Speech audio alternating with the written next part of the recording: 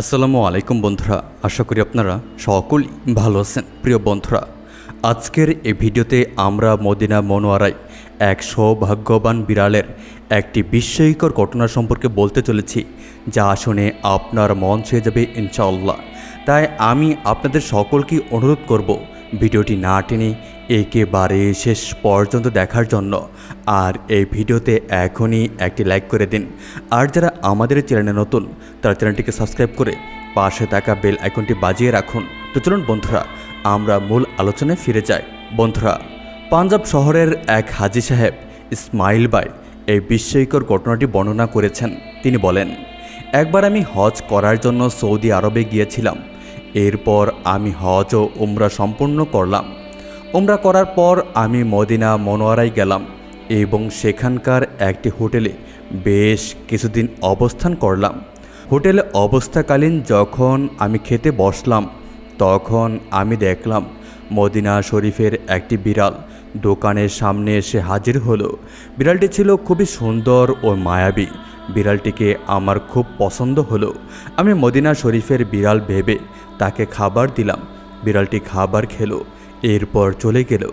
এরপর সে প্রতিদিন আমার কাছে আসতে লাগলো এবং আমি মদিনা শরীফের বিড়াল ভেবে তাকে খুবই ভালোবাসতাম। আমি তাকে আগে খাবার দিতাম, তারপর নিজে খাবার খেতাম। এভাবে বেশ কিছুদিন কেটে গেল। আমি যখনই খাবার খেতে বসতাম, সেই বিড়ালটি আমার কাছে এসে হাজির হতো। একদিন আমি মনে মনে ভাবলাম, বিড়ালটি আমার সাথে খুব মিশে গিয়েছে, তাই একে আমি নবী করিম সাল্লাল্লাহু আলাইহি সাল্লামের শহরের নিশানি হিসেবে ভারতবর্ষে নিয়ে যাব। আমি যখন মনে মনে এটা ভাবলাম, ঠিক তখন বিড়ালটি খাবার খেতে খেতে চলে গেল। হাজী সাহেব বললেন, আমি বুঝতে পারলাম না যে কেন খাবার খাওয়া ছেড়ে দিয়ে চলে গেল। তারপর আমি আমার খাওয়া দাওয়া শেষ করলাম। কিছুক্ষণ পর ওইদিকে মসজিদে নববীর আজান শুরু হয়ে গেল। নামাজের জন্য মসজিদে নববীতে গেলাম। মসজিদে নববীতে নামাজ আদায় করার পর আমি যখন রওজা রাসূলের সুনেহির জালির সামনে গেলাম, তখন আমি দেখলাম যে সেই বিড়ালটি সুনেহির জালির কাছে দাঁড়িয়ে আছে। এরপর বিড়ালটির ব্যাপারে আমি কিছু বুঝতে পারলাম না।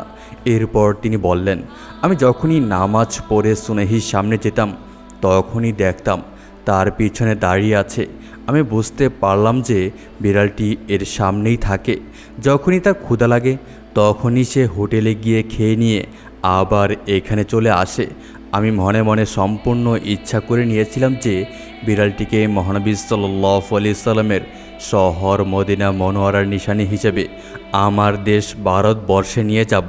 তিনি বললেন, যেদিন মদিনা মনোয়ারায় আমার শেষ রাত, আমি যখন ঘুমিয়ে পড়লাম, নবী করিম সাল্লাল্লাহু আলাইহি সাল্লামকে আমি স্বপ্নে দেখলাম। আমার ভাগ্য চমকে উঠল। নবী করিম সাল্লাল্লাহু আলাইহি সাল্লাম ইরশাদ করলেন, হে ভারতবাসী, তুমি তোমার দেশে যেতে পারো, কিন্তু মদিনার বিড়ালকে তুমি নিয়ে যেতে পারো না। তিনি বললেন, আমি স্বপ্নে নবী করিম সাল্লাল্লাহু আলাইহি সাল্লামকে বললাম, আমি তো এই কথা কাউকে বলিনি যে বিড়ালটিকে আমি ভারতবর্ষে নিয়ে যাব, তবে আপনি কিভাবে জানলেন? নবী করিম সাল্লাল্লাহু আলাইহি সাল্লাম বললেন, ওই বিড়ালটি 3 দিন যাবৎ আমার জালির সামনে এসে ফরিয়াদ আর কান্নাকাটি করছে আর বলছে, আমি মদিনা ছেড়ে যাব না, মদিনা ছেড়ে আমি থাকতে পারবো না। সুবহানাল্লাহ। তো বন্ধুরা, এই ছিল আমাদের আজকের ভিডিওটি আপনাদের কাছে কেমন লেগেছে তা অবশ্যই কমেন্ট করে জানাবেন। ভিডিওটি ভালো লাগলে অবশ্যই ভিডিওতে একটি লাইক দিবেন এবং নিয়মিত আরও এরকম নতুন নতুন ইসলামিক ভিডিও পেতে আমাদের এই চ্যানেলটিকে সাবস্ক্রাইব করে পাশে থেকে বেল আইকনটি বাজিয়ে রাখুন। দেখা হবে আবার নতুন কোনো ভিডিওতে। সেই পর্যন্ত আপনারা সকলেই ভালো থাকবেন, সুস্থ থাকবেন, এই প্রত্যাশায় আজকের মতো বিদায় নিচ্ছি। আল্লাহ হাফেজ।